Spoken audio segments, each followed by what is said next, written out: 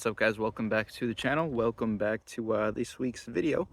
Today I'm going to be giving you guys a little in-depth look at my Mercedes-Benz C350 coupe right here behind me. And so ever since I've purchased the car, I have been driving it almost every day, and so I'll give you guys a little more insight into what it's like daily driving something like this. Now, the regular viewers of the channel already know all this stuff, but for the new people, this is my 2013 Mercedes C350 coupe. Now, this specific car is the V6 rear-wheel drive model. It is not the all-wheel drive 4MATIC package. However, my car did come with some 17-inch AMG rims. I do not believe these rims came with the car from factory. From what the past owner told me, somebody else put these rims on this car. Anyway, this car has a clean title. Mechanically, it is pretty much untouched. The engine is not modified. The transmission is not modified. I did recently modify the suspension, but I'll get into that in a little bit. So I guess I can go ahead and pop the hood for you guys so I can show you guys what a 150,000 mile Mercedes engine bay looks like. Now, the only thing wrong here in the engine bay at first glance is like this heat shield right here on the hood that's starting to tear a little bit. But aside from that, pretty much everything here in the engine bay is untouched and looks pretty solid. There is a very minor oil leak here in the front of the engine due to some worn O-rings, and I believe those O-rings go into the cylinder heads of the engine. If I'm not mistaken, I believe it's one on each side. It's only a very minor leak. It doesn't even make a puddle in my driveway. I only noticed the leak until I actually got up in there and looked at the motor thoroughly after I bought it. But it's okay, I'm really not too mad about it. The car is still pretty nice. Before we continue with today's video, huge shout out to today's sponsor, Mangoal Dashcams. If you've been thinking about getting a dash cam but hate those bulky setups with wires hanging everywhere, Mangoal does something really different. Their dash cams are designed to look OEM, meaning they blend right into your car like a factory installed system. Super clean look, easy installation, and they make custom fit models for a ton of different vehicles. You're also getting solid features like 4K recording, loop recording, Wi-Fi connectivity, parking monitoring, and app support so you can easily access footage from your phone. Whether you want extra security on the road, protection in case of accidents, or just peace of mind while driving, it's honestly a really nice setup. So if you want to upgrade your car with a cleaner and smarter dashcam system, definitely go check out Mangoal Dashcams and show them some love for supporting the channel. Now, originally I was planning to buy a C5 Corvette. Back when I was driving my S197 Mustang, which is the car I had before this one, which I have now sold, the car I really wanted to buy next was a C5 Corvette, which technically would have been a downgrade because my S197 Mustang is more modern than a C5 Corvette is. But one day on Marketplace, I came across this thing right here. I bought the car from a real nice guy. He was a bit older, which is expected. I mean, usually older people drive cars like these. He was moving out of state, so he didn't need the car anymore.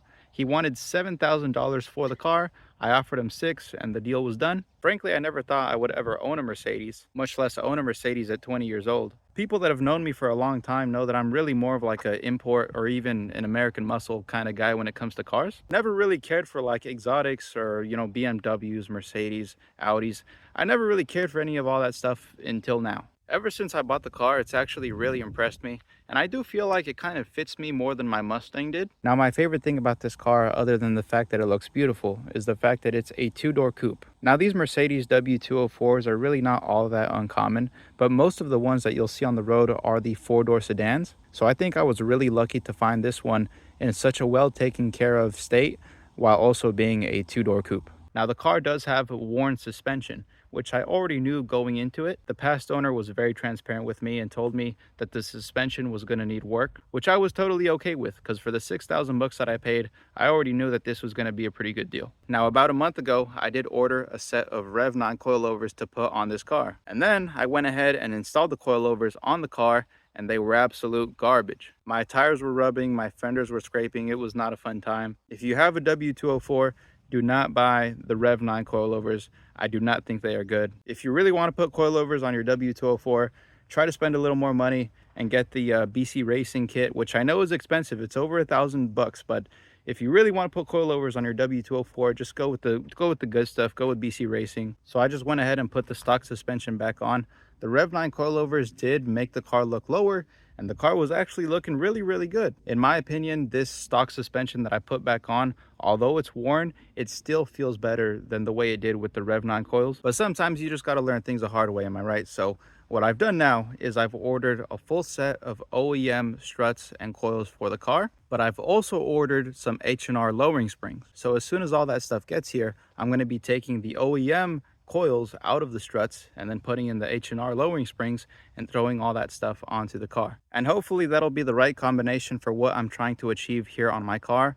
I want to slightly lower the car because I believe it looks better that way, but I also don't want to damage the ride quality all too much. Now, how does this car do when it comes to gas mileage? Honestly, the car isn't too bad, but what does suck is the fact that I live in California and this car only takes 91 premium gas, and right now it's like $7 a gallon. So I'm kind of getting raped right now every single time I go to the gas pump, but I mean, what are you gonna do? It is what it is. It's either pay for 91 premium gas and ride in a Benz, or buy like a 4-cylinder Honda Civic and ride in a bucket but save money on gas. I think last time I filled up my car when it was running like on empty, it was like 90 bucks, damn near $100, which is crazy because when I had barely bought the car and the gas prices weren't that high yet, it was like closer to like $75. We also have a front lip that I've also ordered for the car, so as soon as that gets here, I'll put that on the car as well, because I'd much rather scrape a replaceable front lip than scrape the entire front bumper, which would cost a lot more to replace. Unfortunately, my car did come with the tan interior. I would have much rather preferred to get the all black leather interior, but I mean, my interior is still pretty nice. It just takes a little bit more work to keep clean, but the whole inside of the car is actually really well taken care of. There's no missing buttons, everything works, all the infotainment functions work.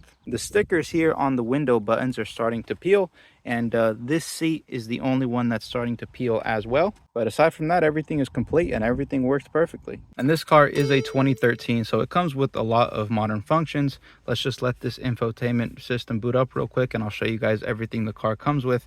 And it's all directed or controlled by this little button right here that you can turn and direct by moving it to the left and to the right. But as you can see, the car has navigation. The system actually works pretty well. It's a little outdated. Now if we go to audio, we have FM radio, AM radio, satellite radio, discs, memory cards, music register, USB storage, media interface, Bluetooth audio, and aux.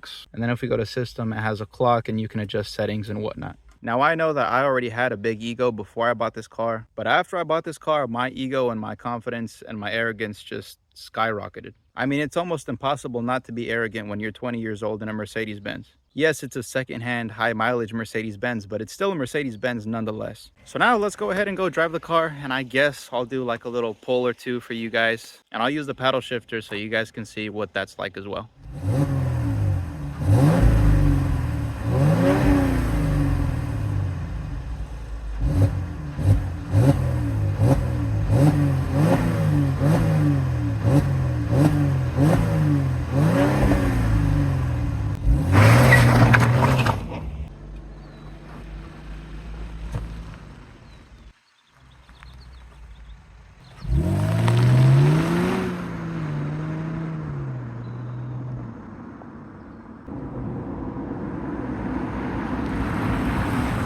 All right guys, so we're gonna slow down right here and we are using the paddle shifters. We are in first gear, so we'll do like a 0 to 60.